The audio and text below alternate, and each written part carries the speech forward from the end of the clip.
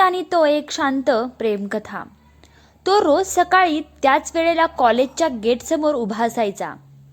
ती येई तेव्हा केस वाऱ्यात उडत, चेहऱ्यावर हलकं हसू असायचं। ते कधी बोलले नव्हते, पण नजरा नेहमी बोलायच्या। ती पुस्तकात हरवलेली, तो तिच्याकडे नकळत पाहणारा। एक दिवस पावसाने जोर धरला। ती छत्री विसरली होती। तो हळूच पुढे आला। छत्री घ्या, भिजाल। ती थोडी अडखळली, पण हसून म्हणाली, धन्यवाद। तो एका शब्दात त्याच्या मनात प्रेम उमललं। नंतर रोज गप्पा वाढत गेल्या। स्वप्न, भीती, आयुष्य। पण आयुष्य सोपं नसतं। तिला दुसऱ्या शहरात नोकरी मिळाली। जाताना ती म्हणाली, हे अंतर आपल्याला तोडणार नाही ना?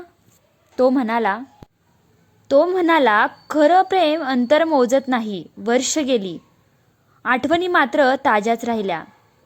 एके दिवशी त्याच कॉलेज गेटसमोर ती पुन्हा उभी होती। तीच नजर, तोच विश्वास।